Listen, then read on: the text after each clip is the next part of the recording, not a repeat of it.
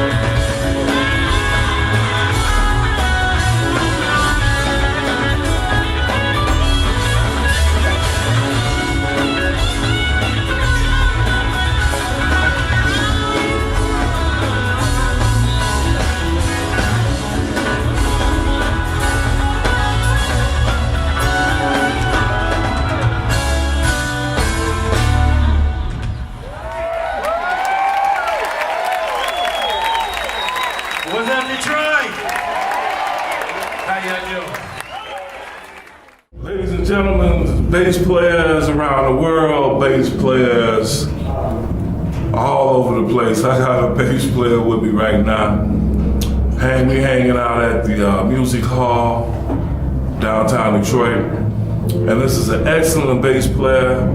Tell us your name, sir. Mr. David Dyson, that would be me. Thank you for your kind words, sir. As he goes to close the door, just so you know, the little law here, all right?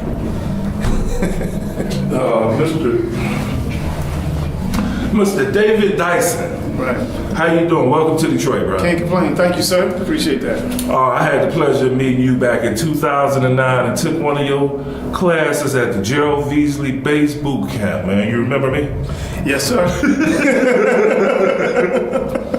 Okay, anyway, man, who you here with today in Detroit? Pieces of a Dream. You know, I have to ask you that because you played with so many different people, man. It's like... I'm thankful. I've definitely been blessed to be able to play with a lot of different artists. I played with, like, Mace's on here today, too. I played with her. I'm trying to think who else is on here that I played with. But anyway, yeah, I've been blessed to play with a lot of artists. I like that. I mean, I like playing with different artists. You get various vibes. It's just like, keeps things interesting all the time, too, you know. Right. Well, man, I got a couple of questions I want to ask you. Now, I ain't want to keep you because I know this is right before the show and everything. It's all good. When did you start playing the bass and why? Those are both pretty easy. I started playing bass at age 12. Even though I had an interest in bass, before I played bass, I was I was mimicking bass players, from since I can remember, because I was always in the, Sly Stone and Bootsy Collins and all, but the first, I guess I was 12 years old when I got my first bass guitar from my parents for Christmas. I was playing on like badminton rackets and a bat that I had a belt tied to, and I was standing in front of the vacuum cleaner, acting like I was playing. And I was doing that, mimicking bass players so much that by the time my parents got me a real bass, it didn't even feel right. I had to get used to it. But anyway, so I started playing at 12. Why the bass? And why the bass? I don't know. I was just drawn to the bass. I was just drawn to the bass. I always loved the bass and I always loved the drums, but bass most. And you can't think of a specific trigger? Yep. Oh, definitely. I can. Louis Johnson. Because I was listening to Larry Graham and all them, and I loved all them, but if for some reason it was Louis Johnson, that first record with Brothers Johnson, Look Out for Number One. Mm-hmm. I used to stare at that cover and just look, and that was also the turning point it was a turning point for not only me, definitely, okay, I gotta play bass now, but also me realizing the difference between 6-string guitar and the 4-string guitar, bass guitar and electric guitar, a standard. I was like, okay, yeah, it's 4 strings. At the time, that was the standard, as opposed to the electric guitar, which was 6 strings. And I noticed the strings were thicker than a regular standard guitar. So I was like, oh shoot, okay, that's different. That makes sense. Lower, thicker the string, lower the frequency, but. And also the way Louis played that bass, I mean, he has his thing, man. And so that was the trigger for me to play bass. I was like, that's it. But Louis Johnson is one of my favorite bass players. I'm definitely old school. I don't care who come out. Right. I'm stuck on my people. Me too. Larry Graham, Louis Johnson, Jaco Pastorius, and Stanley Clarke, and then Marcus, and then Victor. I throw that in there because he's a bad dude. No doubt. But you know what I'm saying? So who's some of your favorites? Same thing. Before I was playing bass, I was listening to, I can't remember the name of the bass player with Sly Stone other than Larry Graham. Okay. Real funky cat. His name escapes me right now, but just as funky as Larry. And Louis Johnson, of course, Stanley, of course. I was listening, I love some of Marcus's old stuff too. I was listening to, didn't even know it was him. And then it wasn't until Jocko died that I was listening to his stuff, but it wasn't until Jocko died that I really got in and delved into it, because everybody was listening to Jocko, and I was more of a Stanley man at the time. And then when he died, then I checked out his story, and it saddened me, you know, and I started studying his vibe, his thing, and you know, there are a lot of old school cats. Anthony Jackson, been checking him out. Yeah, definitely, I'm an old school, you know, bass player lover. And then, of course, I appreciate it. Okay, I appreciate, no doubt, Victor and all them cats. You know, it took it to a new level, and Marcus is continually growing too. Everybody, you know, everybody's continually growing. But you know, of course, Marcus's second album, "Sun Don't Lie," that one, like woo, you know, set a whole new vibe for bass players too. So. I appreciate a lot of new cats and stuff they're doing too, but yeah, I'm a groove cat. I love to, even when I'm soloing, I like to keep it in the groove, you know. Right, yeah. And that's not disrespect to anybody, because it's so many. I appreciate everyone. There's so many of them. But let me ask you this. Victor Bailey too, that's my boy.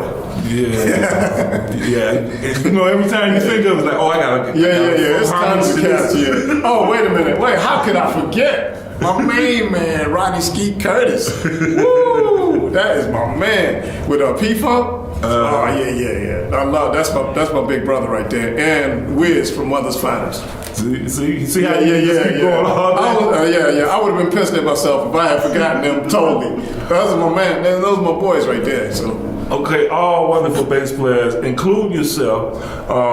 Let me ask you this: when did you start going?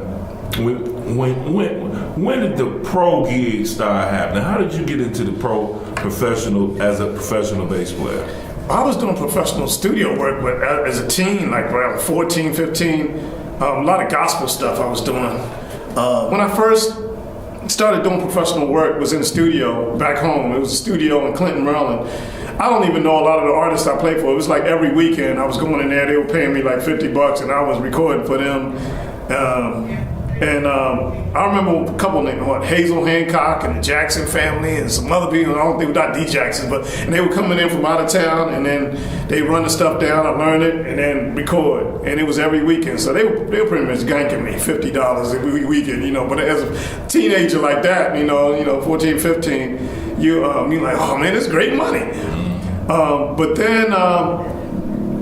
And then I was gigging. I was doing some gigs with a band I put together with another guitar player and drummer. We were gigging around as a teenager, you know, doing our own material and doing stuff that we love, you know, Brothers Johnson and different stuff like that, stuff that was out. And then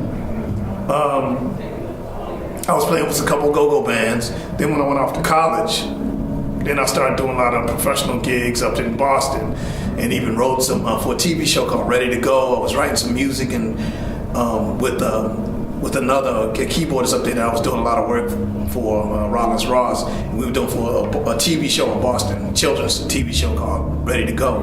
And I was doing I started doing a lot of gigs with him and a lot of gigs in Boston. And then I got called for.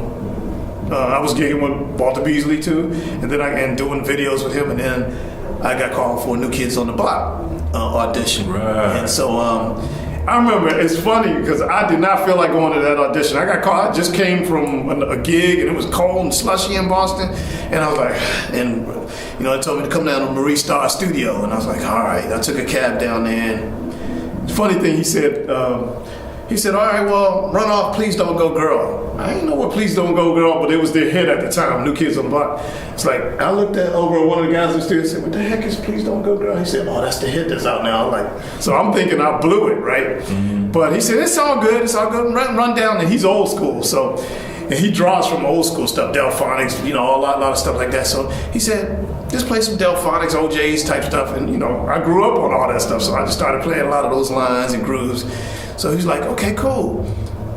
And so he gave me a ride back in his Jag and back to my apartment, and he was like, listen, anyway, he was playing me promotions that he put $200,000 of his money into and said they were going to be the biggest thing since the Beatles. And I've seen us go from small clubs on the East Coast to around the world, stadiums and arenas and stadiums around the world. So and the rest is history.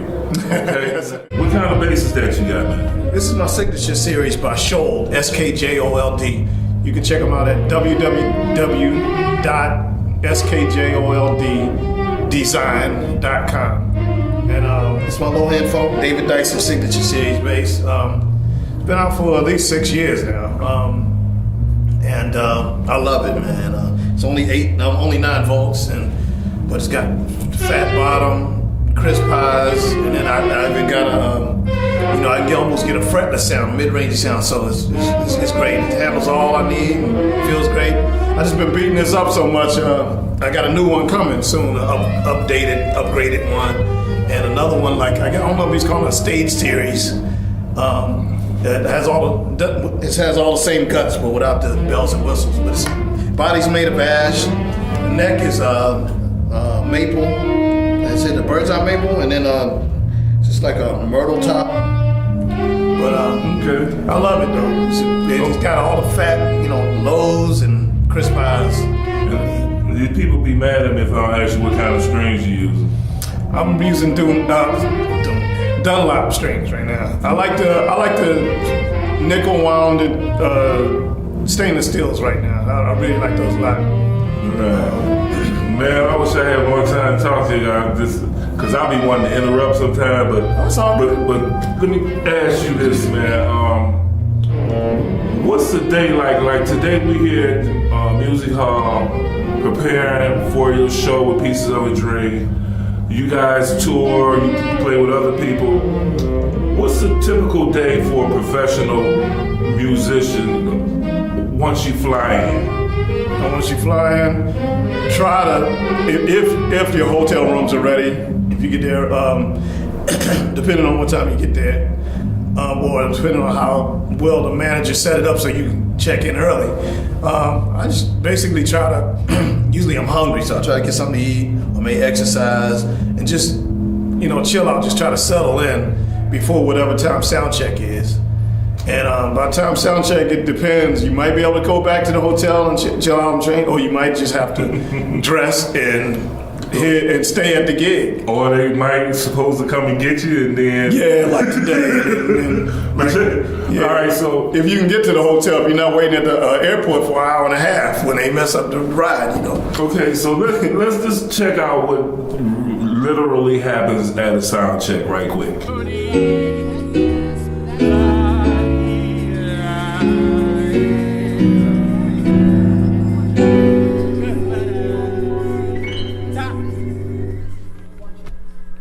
Play the top. Play your other keyboard too. Gotcha.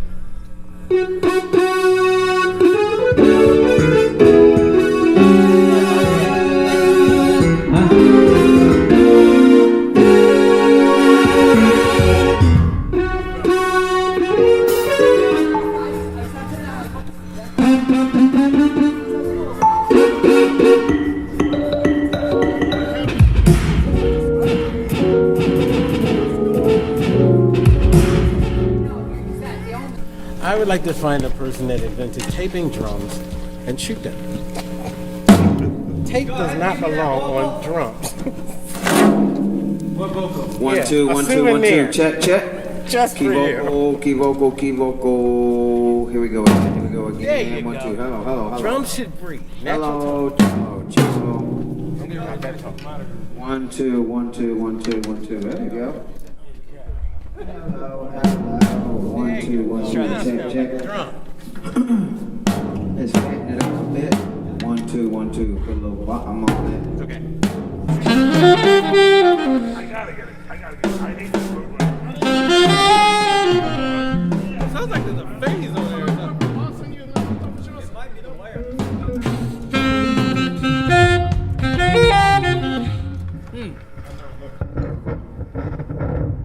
I didn't hear it when I was over there. Maybe it was like the interference.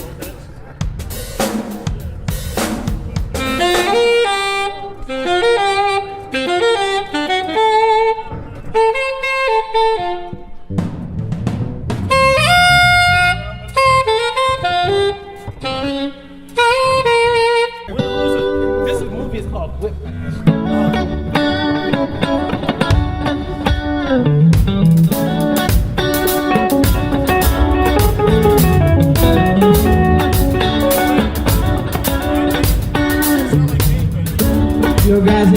to try a little something real quick before we get out of here.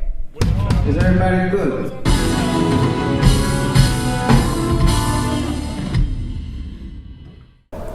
What's in the future for David Dyson? Now, I know you have, how many solos? 3 solo albums? 3 solo albums out. One's Soulmates. That was my original one. Was on my label, Low End Funk, which you can still download on my website, DavidDysonBass.com. www.DavidDysonBass.com. You can download all 3 albums. Soulmates. You can download the Soulmates. The Dawning. Soulmates was released nationwide, international, worldwide in 2000, but I put it out in 1999 originally. Then I got a deal in 2000 through Warner Brothers. And the second album I put out on my label, Low End Funk, The Dawning, that was in 2004. I was on the road with Jonathan Butler at the time. And then the third record was released in 2008, Unleashed.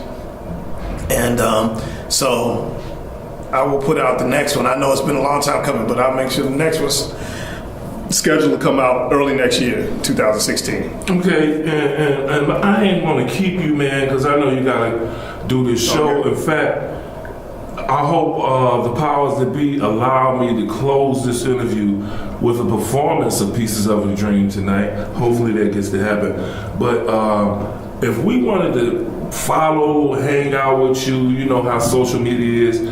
You got a Facebook or Twitter and all that? Yes, sir. Twitter. I don't even think I can get in on the Twitter thing because I have a Twitter profile and I linked it to the Facebook, and I haven't been on Twitter for years now. But everything I post on Facebook goes to Twitter. But I have 3 pages on Facebook: David Dyson, David Dyson's gig page, and David Dyson's extended page. Yeah. So I just like the format of the regular page better than what they call a fan page. I don't even like to call it that. But they just call it a gig page. But they limit your things on that. That's what I don't like. They limit the friends, that could be on there. So that's why that is. But I'm on Facebook, and I also have a, like I said, my website, and I also have a bass app out now. I plan to do another one. It's called Groove Bass Concepts with David Dyson, and you can get it on iTunes for your iPod Touch, your iPad, and your iPhone. What does it do? And you can also, What does it do? Oh, wait a minute, let me finish. You can also get it on Android devices too, in the Google Play. But what does it do? It basically it demonstrates a mute picking technique that I developed, and I tell about different things. I tell about the equipment I use, including my bass and stuff, and I talk about hand positions and arm positions. I talk about different techniques. I talk about different grooves and where to place placement and stuff like that. It's pretty cool. I'm pretty proud of it. I mean, I'm not the best talker, so I'll fumble through some things, but talking wise, but I get my point across. Okay. Come on, man. All right, ladies and gentlemen, he gotta go. Well, Dave, I want to thank you, man. Thank you, my honor. For hanging out with us in Detroit on the Detroit Bass Players in the Basement. My honor. And I see you performing right now. Yes, sir. God bless.